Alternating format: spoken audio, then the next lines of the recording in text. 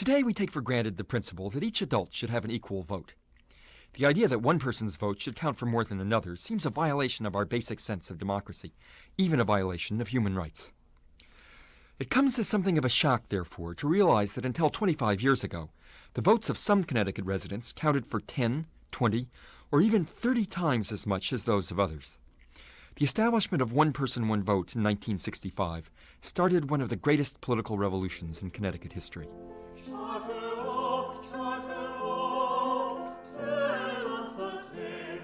Connecticut's system of representation dates all the way back to 1639, when delegates from Hartford, Wethersfield, and Windsor drew up the Fundamental Orders of Connecticut, which established principles that were to govern the colony and then the state, with minor changes, for more than 300 years. They made the town the central unit of government. Each town was represented in the legislature, not as a collection of individuals, but as a corporate body. And so each town, whether large or small, was allotted one representative. As new towns developed, they too could send a representative to the legislature. This system came close in some respects to a democratic ideal. Each voter had one vote in town meetings. Each town counted for one in the General Assembly. In reality, of course, many Connecticut residents were excluded from this system. Women, blacks, Indians, Quakers, Catholics, Jews, slaves, indentured servants, and those without property could not vote and were therefore politically powerless. Such exclusions were only gradually reduced over the following centuries. Even among those who could vote, the system of one representative for each town meant a vote in a small town carried far more weight than a vote in a big one. Critics described the overrepresented small towns as rotten boroughs.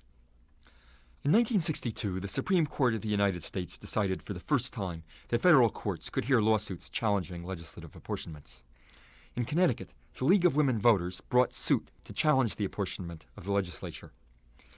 As Elizabeth Roper, a former head of the League, points out, the issue was that the small towns dominated the state business, really, and the big cities had very little say. And at that time, in the early 60s, lots was going on in the big cities. A lot of legislation that should have been passed in those days never got out of committee because they were stalemate right there in committee. It was unfair that someone in Hartford's vote only counted one vote as against someone from Union's vote who would count 483 or whatever it was. It was almost as though the legislature was not being responsible to the needs of the times. The Federal District Court agreed with the League of Women Voters and ordered reapportionment on the sole basis of population, a decision which was reaffirmed by the Supreme Court. Even in the face of an order from the Supreme Court, the Connecticut legislature was unable to overcome party deadlock and redraw its districts. The result was extraordinary. The federal court canceled the 1964 elections. Those legislators elected in 1962 remained in office and, under the control of the court, issued a call for a state constitutional convention. The new constitution drawn up at the convention was adopted by referendum at the end of 1965. New districts were drawn, and new elections finally held. As former Representative, now Judge, Robert Satter put it, our state would have been entirely different but for reapportionment, because reapportionment meant that for the first time, the Connecticut legislature was going to be reflective of the will of the people, because it was going to represent the people, one for one, virtually. The principle of one person, one vote did not come to Connecticut without some loss.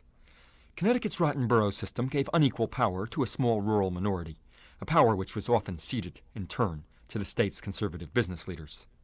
But it also represented an ideal of town-based government, in which face-to-face communities conducted their business through town meetings and sent to the legislature representatives accountable to the town as a whole. Dorothy Goodwin, a former Democratic state legislator and the daughter of a small-town conservative, recalled the direct accountability of small-town legislators. We had small-town control over state government. And because it was small town, it was a different kind of politics from what you get out of the cities. The real stronghold of control was in relatively small, sparsely populated communities with a strong tradition of self-government and a great deal of trust and understanding by the electorate of the people they elected. The people who get elected in small towns are known by their neighbors and trusted by their neighbors, and they tend to be somewhat different from the alienation of the cities. Political journalist Robert Conrad recalls the kind of identification between representatives and those who elected them that the town-based system encouraged. Well, in the old setup of the legislature, towns were important. There was a town identity and a town responsibility and a town consciousness on the part of the legislature. With the reapportionment and redistricting and all of that, that went out the window, and I kind of regret that. I think the town identity was good for the public, good for the legislature. Few now would justify a return to the days when a vote in Union was worth 423 in Hartford.